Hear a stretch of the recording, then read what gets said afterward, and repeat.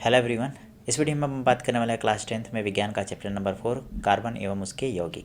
तो ऑलरेडी हमने 5 पार्ट इसका पब्लिश कर दिया है। अगर आपने वो नहीं देखा है तो लिंक डिस्क्रिप्शन में भी मिल जाएगा या फिर आप प्लेलिस्ट पे भी जाके वीडियोस को देख सकते हो, ताकि ये वाला पर्टिकुलर वीडियो आपको अच्छे से समझ में आ जाए। देखो, इस वीडियो में हम बात करने वाले हैं कार्बनिक यौगिकों के रासायनिक गुणधर्म। लास्ट वीडियो में हमने देखा था कार्बनिक यौगिक जितने भी उनकी नाम पद्धति यानी कि नोमेनक्लेचर उसका कैसे होगा। तो चलो शुरू करते हैं। इस टॉपिक में हमको देखना है कि जो भी हम कार्बनिक यौगिक लेंगे वो कौन कौन से गुणधर्म का पालन करते हैं। हालांकि ये जितने भी टॉपिक हैं वो पहले और दूसरे चैप्टर में आपको मिल जाएंगे, लेकिन चूंकि पर्टिकुलरली कार्बन के लिए पढ़ना है तो इसमें पढ़ना बहुत ज़रूरी है। देखो, कह रहा है कि इस भाग में हम कार्बन यौगिकों के कुछ रासायनिक गुणधर्मों का अध्ययन करेंगे। चूँकि हमारे द्वारा उपयोग में लाए जाने वाले अधिकांश ईंधन कार्बन या फिर उसके यौगिक होते हैं, अतः सर्वप्रथम हम दहन के विषय में ही पढ़ेंगे। सबसे पहले दहन के बारे में पढ़ लेते हैं।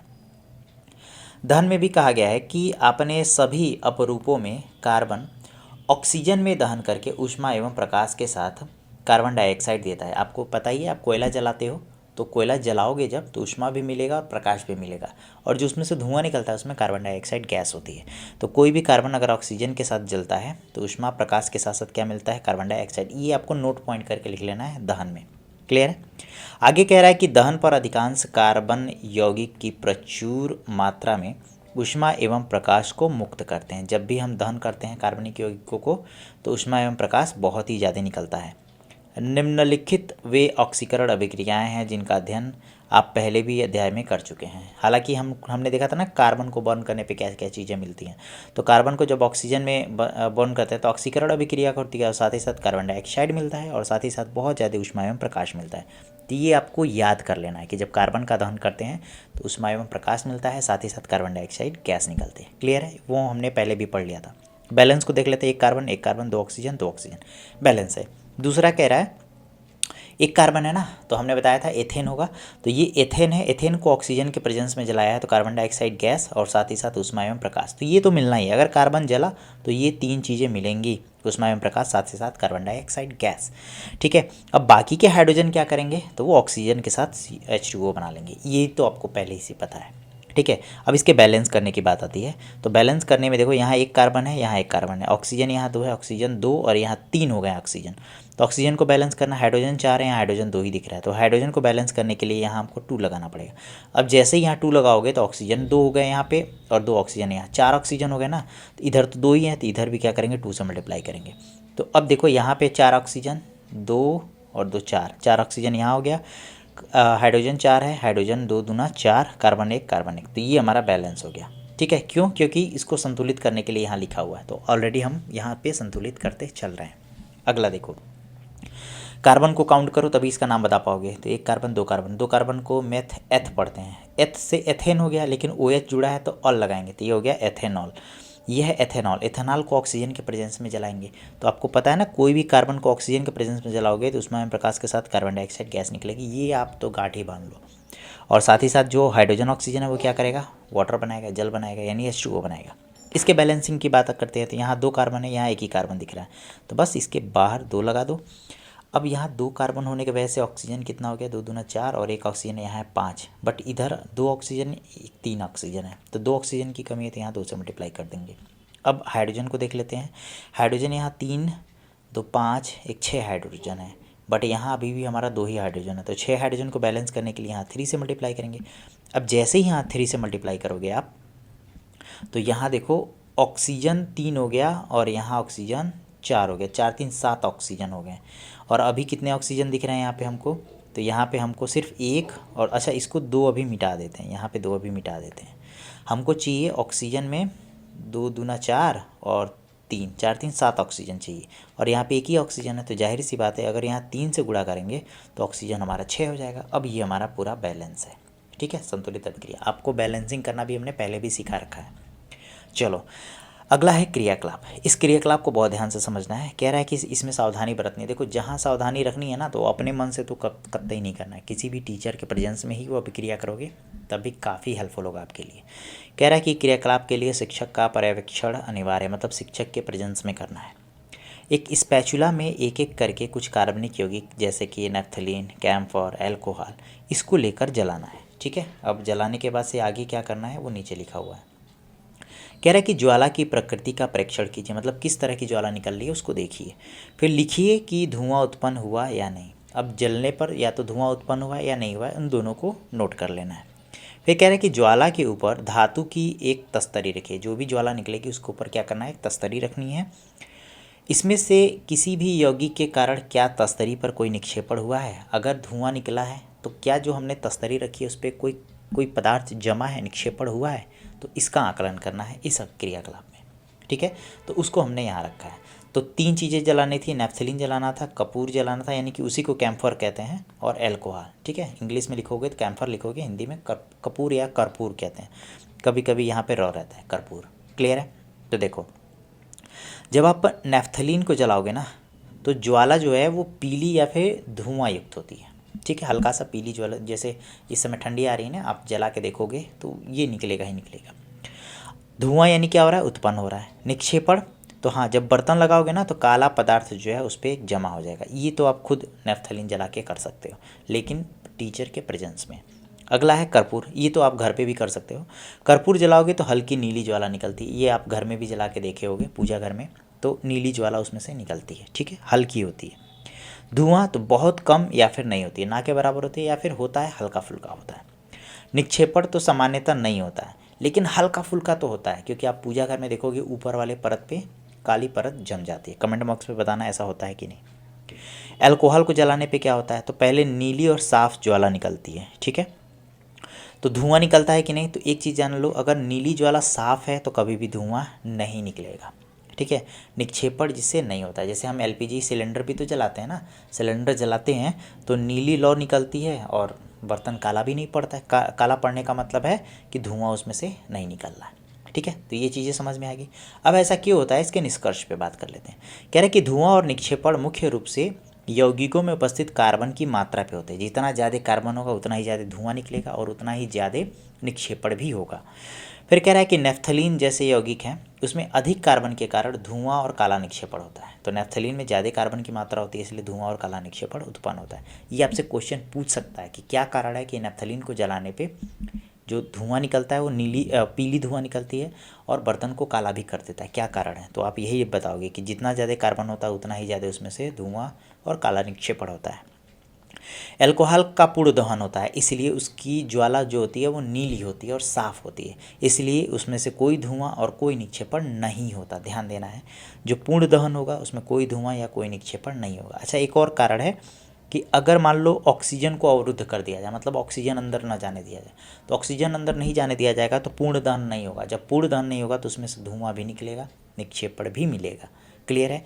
आगे चलते हैं। ये वाला तो हो गया। अब पढ़ते हैं क्रियाकलाप 4.4। इसमें कह रहा है कि एक बुनसेन बर्नर जलाइए तथा विभिन्न प्रकार की ज्वालाओं अथवा धुएं की उपस्थिति को प्राप्त करने के लिए उसके आधार पर वायु छिद्र को व्यवस्थित करिए। मतलब कि अगर हम कोई यौगिक लेके जला रहे हैं, ठीक है, और वो किसी कंटेनर में जला रहे हैं, उसमें से हवा पास कर रही है, तो हवा को अवरुद्ध करके ये जांच करनी है उसमें से धुआं निकल रहा है कि नहीं। मतलब हवा कभी पूरा पास करने देना है, कभी कम करना है, कभी और कम करना है, कभी और कम करना है, कभी एकदम बंद कर देना है। तो इसमें जांच करनी है कि क्या उसमें से धुआं निकल रहा है या फिर नहीं। ठीक है, फिर कह रहा है कि पीली कजली ज्वाला कब प्राप्त होगी, ये भी बताना है। साथ ही साथ नीली ज्वाला कब प्राप्त होगी ये भी बताना है। तो नीली ज्वाला तो अभी मैंने बताया कि जब पूरी तरीके से दहन हो, यानी पूर्ण दहन हो, और पूर्ण दहन तभी होगा जब उसमें से ऑक्सीजन पूरा उसको मिलेगा, यानी छिद्र पूरी तरीके से ओपन होगा तभी ऑक्सीजन पूरा मिलेगा और पूरी नीली ज्वाला होगी। और जब नीली ज्वाला होगी तो धूल या फिर राख नहीं मिलेगा। क्लियर है? पीली या कजली ज्वाला कब प्राप्त होती है, तो पीली और कजली ज्वाला तब प्राप्त होगी जब पूर्ण दहन नहीं होगा या फिर आंशिक दहन होगा, मतलब कि हल्का फुल्का उसमें ऑक्सीजन अवरुद्ध कर दिया जाए, तब पीली और कजली हमको प्राप्त होना शुरू हो जाएगी। तो ये हमारा क्रियाकलाप 4.4 का आंसर था। ठीक है, चलो आगे पढ़ते हैं। आगे यहाँ आपको नोट पॉइंट करके लिखना है, कुछ पॉइंट्स हैं जो आपको याद करने हैं। यहाँ से डायरेक्ट क्वेश्चन एग्जाम में आते हैं। कह रहा है कि संतृप्त हाइड्रोकार्बन। अब यहाँ याद करो संतृप्त हाइड्रोकार्बन क्या था। हमने बताया था जब कार्बन कार्बन के बीच सिंगल बॉन्ड होता है, मतलब एकल बंध होता है, तो उसको संतृप्त हाइड्रोकार्बन कहते थे। सामान्यतः स्वच्छ ज्वाला निकलेगी, जितने भी संतृप्त हाइड्रोकार्बन होंगे उनसे क्या निकलेगी, स्वच्छ ज्वाला निकलेगी, जबकि असंतृप्त कार्बनिक यौगिकों से अत्यधिक काले धुएं या फिर पीली ज्वाला निकलेगी। असंतृप्त हाइड्रोकार्बन कौन होते थे? जिसमें डबल बॉन्ड या फिर ट्रिपल बॉन्ड होता था कार्बन कार्बन के बीच, उसको हम क्या कहते थे? असंतृप्त। तो असंतृप्त जलेगा तो पीली ज्वाला और धुआं भी निकलेगा, और जब संतृप्त होगा तो उससे पूरी स्वच्छ ज्वाला निकलेगी, यानी कि नीली लौ निकलेगी। क्लियर है? आगे कह रहा है इसके परिणाम स्वरूप क्रियाकलाप 4.3 में धातु की तस्तरी पर कजली निक्षेपण होगा। जब जब असंतृप्त जलाओगे तो धुआं निकलेगी, पीली ज्वाला निकलेगी, तो निक्षेपण भी तो मिलेगा। लेकिन वायु की आपूर्ति को सीमित कर देने से अपूर्ण दहन होने पर संतृप्त हाइड्रोकार्बन से भी कजली ज्वाला निकलेगी। मैंने बताया है कि जो हमारे संतृप्त हाइड्रोकार्बन है, यानी पूर्ण जिनका दहन हो रहा है, अगर वायु को अवरुद्ध कर दिया जाएगा तो उनका भी पूर्ण दहन नहीं होगा, और जब पूर्ण दहन नहीं होगा तो उसमें से भी कालिख निकलेगी, मतलब पीली ज्वाला उसकी हो जाएगी। जैसे आप गैस सिलेंडर जो एलपीजी घर में जलाते हो, जब देखना जब गैस ख़त्म होने वाली रहती है तो वो हल्का फुल्का लाल या फिर पीला लौ उसमें से निकलता है। ठीक है, ऐसा क्यों होता है? क्योंकि उसमें से ऑक्सीजन की मात्रा उसको पूरी तरीके से नहीं मिल पा रही है और गैस का पूर्ण दहन नहीं हो रहा है, और वो स्मेल भी तो आती है। देख तो गैस ख़त्म होता है तो अक्सर लोगों के कुछ हमेशा नहीं होता है, कुछ लोगों की गैस से स्मेल आना शुरू हो जाता है। लेकिन वायु की आपूर्ति को सीमित कर देने से अपूर्ण दहन होने पर संतृप्त हाइड्रोकार्बन में से कजली ज्वाला निकलेगी। घरों में उपयोग में लाई जाने वाली गैस अथवा केरोसिन के स्टोव आदि में वायु के लिए छिद्र होते हैं। पहले स्टोव जलाए जाते थे और स्टोव में कुछ छिद्र होते थे, तभी तो हम लोग पिन से उस छिद्र पे ऐसे करते थे ताकि उसमें हवा पास कर सके, और जैसे हवा पास करती थी वो स्टोव अच्छे से जलता था और नीली लौ के साथ जलता था। ठीक है, जिनसे पर्याप्त वायु की मात्रा में ऑक्सीजन समृद्ध मिश्रण जलकर स्वच्छ नीली लौ देता था।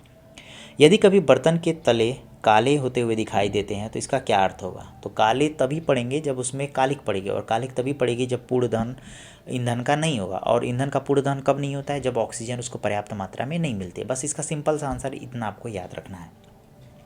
ठीक है, तो वायु छिद्र अवरुद्ध रहा होगा जिससे ईंधन व्यर्थ हो रहा होगा। कोयले तथा पेट्रोलियम जैसे ईंधनों में कुछ मात्रा में नाइट्रोजन भी होता है। ठीक है, याद रखना है, कोयले और पेट्रोलियम ईंधन में कुछ मात्रा में नाइट्रोजन तथा सल्फर होता है। इसके दहन के परिणाम स्वरूप ही सल्फर तथा नाइट्रोजन के ऑक्साइड का निर्माण होता है, जो पर्यावरण में प्रमुख प्रदूषक हैं। जैसे हमारे जो इंडस्ट्रियल इलाका है या फिर जहाँ वाहन बहुत ज़्यादा चल रहे हैं तो उसमें नाइट्रोजन की भी मात्रा होती है, जिसके कारण, और सल्फ़र, तो सल्फ़र मिलके सल्फ़र डाइऑक्साइड मिलता है, बनाता है, और नाइट्रोजन जो होता है वो नाइट्रस के ऑक्साइड बना लेता है, जो हमारे क्या है पर्यावरण के लिए प्रदूषक का काम करते हैं। तो ये भी आपको याद रखना है यहाँ नोट पॉइंट करके। ठीक है, कि कौन से ईंधन के जलने पर हमारे पर्यावरण प्रदूषक होते हैं। तो ऐसे ईंधन जिसमें नाइट्रोजन और सल्फर की मात्रा होती है उनके जलने पर हमारे पर्यावरण के प्रदूषक उत्पन्न होते हैं। ये आपको नोट पॉइंट करके यहाँ पे कर लेना है। क्लियर है? चलो आगे देखते हैं। आगे कह रहा है क्यों जलते हुए पदार्थ ज्वाला उत्पन्न करते हैं अथवा नहीं करते?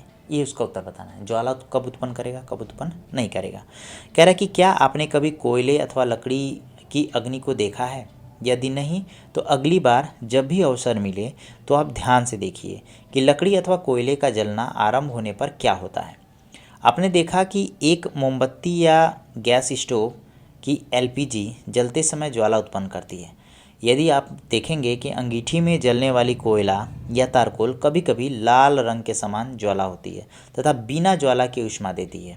ऐसा इसलिए होता है क्योंकि केवल गैसीय पदार्थों के जलने पर ही ज्वाला उत्पन्न होती है। याद रखना है, केवल गैसीय पदार्थों के जलने पर ही ज्वाला उत्पन्न होती है। लकड़ी या तारकोल जलने की उपस्थिति में वाष्पशील पदार्थ वाष्पीकृत हो जाते हैं तथा आरंभ में ज्वाला के साथ जलते हैं। तो जो भी लकड़ी या तारकोल जलाते हैं ना, उसमें वाष्पशील पदार्थ होते हैं जो वाष्पीकृत हो जाते हैं तथा आरंभ में ज्वाला के साथ जलते हैं। गैसीय पदार्थों के परमाणुओं को ताप देने पर एक दीप्त ज्वाला दिखाई देती है। जितने भी गैसीय परमाणु होते हैं ताप देते हैं तो क्या होती है? दीप्त ज्वाला दिखाई देती है तथा उज्ज्वल होना आरंभ करती है।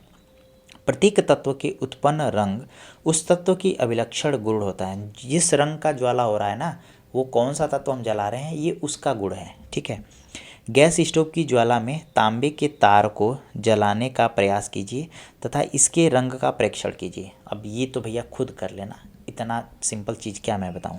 आपने देखा कि अपूर्ण दहन से कजली उत्पन्न होती है, ये तो हमने एक्सपेरिमेंट में ही देख लिया था, जो कार्बन होता है। इसके आधार पर आप मोमबत्ती के पीले रंग की ज्वाला का क्या कारण बताएंगे? जो मोमबत्ती हमारी जल रही है ना, उसमें पीले रंग की ज्वाला क्यों निकलती है? तो भैया पूर्ण दहन हो नहीं रहा है। पूर्ण दहन हो नहीं रहा है तभी तो उस पर राख भी बनती है, और अगर उसके ऊपर कोई पदार्थ लगाओगे तो उस पर भी काली परत जम जाएगी। ठीक है, चलो आगे देखते हैं।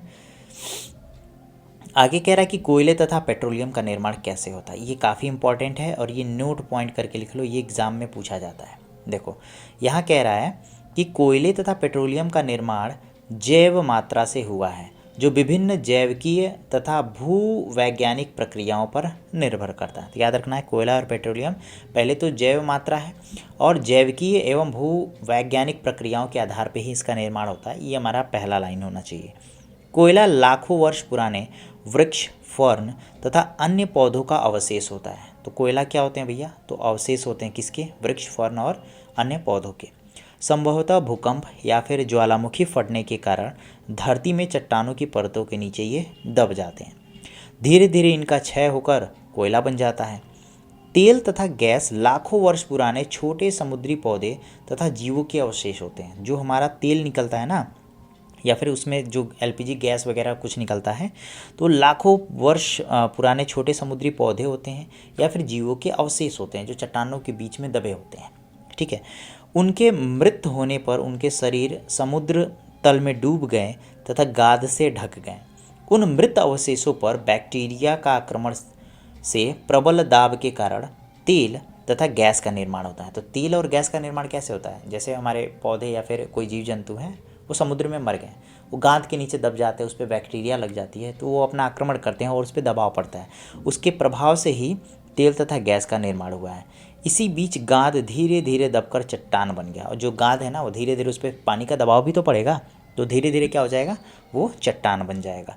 चट्टान के छिद्रित भागों से तेल तथा गैस का रिसाव हुआ। तभी तो गैस ऊपर क्यों आता है, तेल ऊपर क्यों आता है? वो छिद्र बन गए होते हैं, उन्हीं होल्स के थ्रू वो ऊपर आता है।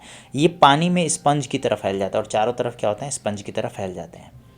क्या आप अनुमान लगा सकते हैं कि कोयले और पेट्रोलियम को जीवाश्म ईंधन क्यों कहते हैं? भैया जीवों के अवशेष से ही तो बने हैं, इसलिए इसको जीवाश्म ईंधन कहते हैं। ठीक है, तो आई थिंक ये पूरा आपको समझ में आ गया होगा। अब हम लोग पढ़ने वाले हैं ऑक्सीकरण। हालांकि ये हमने पहले चैप्टर में ही पढ़ लिया था। ऑक्सीजन के प्रेजेंस में जलने पर अगर ऑक्सीजन उससे जुड़ जाता है, उसको ही क्या कहते हैं? ऑक्सीकरण कहते हैं, सिंपल लैंग्वेज में। यहाँ पे एक क्रियाकलाप समझाया गया है। कह रहा है कि एक परखनली में लगभग 3 ml एथेनॉल लीजिए तथा इसे, अच्छा यहाँ एथेनॉल लिखा हुआ है, तो एथेनॉल कैसे बनाएंगे? 2 कार्बन को एथ कहते हैं ना, तो C2H5OH, ये हमारा फॉर्मूला हुआ एथेनॉल का। ठीक है, एथेनॉल लीजिए तथा इसे जल उष्मक में सावधानी से गर्म करिए। इस विलयन में क्षारीय पोटेशियम परमैंगनेट का 5% एक एक बूंद करके डालिए। ध्यान देना है, पोटेशियम परमैंगनेट जिसका फॉर्मूला होता है KMnO4। ठीक है, पोटेशियम परमैंगनेट डालने पर आरंभ में क्या पोटेशियम परमैंगनेट का रंग बना रहा, इसका भी परीक्षण करना है। फिर कह रहा है कि अगर अधिक मात्रा में डालते हैं तो पोटेशियम परमैंगनेट लुप्त क्यों नहीं होता, ये भी बताना है। तो 2 चीज़ें यहाँ पे बतानी है कि एथेनॉल के 3 ml ले लो, उसमें KMnO4 का 5% डालो। पहले डालोगे तो पोटेशियम परमैंगनेट का रंग बना रहा, लेकिन बाद में जब और अधिक मात्रा में डालें तो लुप्त क्यों नहीं होता है, ये हमको बताना है। चलो इसको हमने यहाँ पे नीचे रखा है। यहाँ पे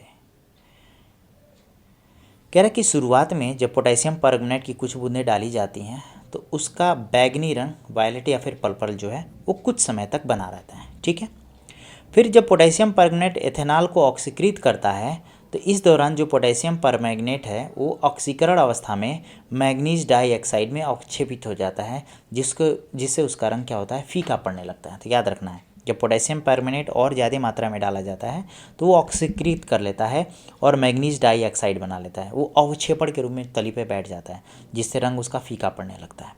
और अधिक मात्रा में डाले तब क्या होगा? तो भैया जब और अधिक मात्रा में डालोगे तो पोटेशियम परमैंगनेट, इसमें से जो एथेनॉल है ना, वो ऑक्सीकरण क्षमता उसकी समाप्त हो जाएगी, और जैसे ही ऑक्सीकरण क्षमता जो समाप्त होगी, इसका बैगनी रंग लुप्त नहीं होगा। ठीक है, क्योंकि वो ऑक्सीकरण होगा ही नहीं। जब होगा ही नहीं तो बैगनीकरण लुप्त ही नहीं होगा, क्योंकि ऑक्सीकरण के लिए पर्याप्त एथेनॉल नहीं बचा है, तभी तो वो ऑक्सीकरण नहीं कर रहा है, इसीलिए उसका बैगनीकरण लुप्त नहीं होगा। ठीक है, तो आई थिंक ये आपको समझ में आ गया होगा।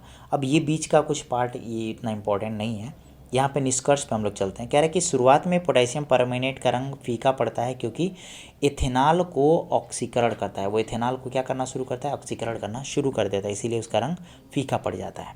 फिर कह रहा है जब अधिक मात्रा में डालते हैं तो एथेनॉल समाप्त हो जाता है, उसमें से पूरा एथेनॉल ऑक्सीकरण हो चुका है, इसलिए एथेनॉल उसमें बचा ही नहीं है। और जब एथेनॉल बचा ही नहीं है तो पोटेशियम परमैंगनेट का रंग जो है वो लुप्त नहीं होगा, बैगनी या फिर पर्पल कलर का वो बना रहेगा। ठीक है, चलो आगे है कोयला तथा पेट्रोलियम का। अच्छा ये हमने पढ़ लिया है। आगे हम लोग को पढ़ना है अच्छा ऑक्सीकरण हमने शुरू किया था ना, हाँ चलो ये हमने क्रियाकलाप कर लिया है, इसको नीचे यहाँ पढ़ लेते हैं। यहाँ हेडिंग डालना है आपको ऑक्सीकरण क्या है। ठीक है, आपसे डायरेक्ट पूछता है ऑक्सीकरण क्या है। ठीक, तो कहा है कि कुछ पदार्थों में अन्य पदार्थों को ऑक्सीजन देने की क्षमता होती है, इन पदार्थों को ही हम ऑक्सीकारक कहते हैं। सॉरी ये ऑक्सीकरण नहीं है, ऑक्सीकारक है। तो ऑक्सीकारक मतलब जो ऑक्सीजन देने का काम करेगा। तो कुछ पदार्थों में ऑक्सीजन देने की क्षमता होती है, इन पदार्थों को ही क्या कहते हैं हम, ऑक्सीकारक कहते हैं। ठीक है, जैसे हमारा पोटेशियम परमैंगनेट वहाँ काम कर रहा था, हम एथेनॉल के साथ जब इसको जला रहे थे तो ये क्या कर रहा था, उसको ऑक्सीकृत कर दे रहा था, और ऑक्सीकृत कर दे रहा था तो उसका रंग बदल जा रहा था। लेकिन ज़्यादा मात्रा में जब नहीं कर पा रहा था तो उसका रंग वैसे ही बरकरार रहता था। ठीक है, प्रथम अध्याय में आपने ऑक्सीजन की अभिक्रियाओं का अध्ययन किया है। ठीक है, सॉरी ऑक्सीकरण की अभिक्रियाओं का अध्ययन किया है। दहन करने पर कार्बनिक यौगिक को सरलता से ऑक्सीकृत किया जा सकता है, ये भी हमने पहले भी पढ़ चुका है। क्यों, क्योंकि कार्बन को ऑक्सीजन के साथ जलाते थे तो कार्बन डाइऑक्साइड बना लेता था, तो साधारण हमने कर ही दिया ना। इस पूर्ण ऑक्सीकरण के अतिरिक्त ऐसी अभिक्रियाएं भी होती हैं जिनमें एल्कोहल को कार्बोक्सिल अम्ल में बदला जाता है। तो यहाँ भी एक नोट पॉइंट करके लिखना है, आपसे डायरेक्ट क्वेश्चन पूछा जा सकता है। उस अभिक्रिया को लिखिए जिसमें हम एल्कोहल को सीधे कार्बोक्सिल अम्ल में बदल रहे हैं। ठीक है, तो आपको सिंपली एथेनॉल लग देना है, यही तो एल्कोहल है, इसमें ओएल लगा हुआ है ना एल्कोहल, तो ये एल्कोहल है। और हमने KMnO4 के साथ इसको हमने क्या किया, दहन किया है। दहन करेंगे तो ये हमारा कार्बोक्सिल अम्ल में बदल जाएगा। ठीक है, ये COOH है ना, ओइक एसिड लगाते हैं तो मैं एथेनोइक एसिड, ये बदल गया एथेनोइक अम्ल या फिर एथेनोइक एसिड। याद रखिए हमने COOH जब कहा था तो OIC यूज़ करना था। ठीक है, तो ये हमारा एथेनोइक एसिड हो गया। अच्छा, इसमें KMnO4 के अलावा हम अम्लीकृत K2Cr2O7 का भी इस्तेमाल करते हैं।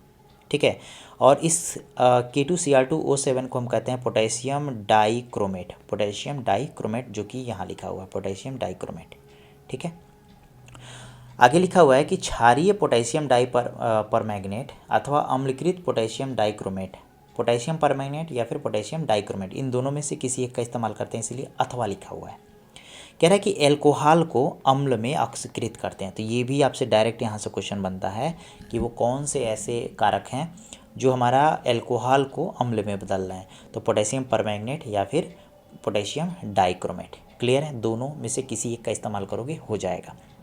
अब ये पोटेशियम परमैंगनेट ध्यान देना है क्षारीय प्रकृति के होते हैं, और डाइक्रोमेट जो हैं वो अम्लीय प्रकृति के हैं। दोनों चीज़ों को भी याद रखना है, मिक्स नहीं करना है, कौन क्षारीय प्रकृति का है कौन अम्लीय प्रकृति का।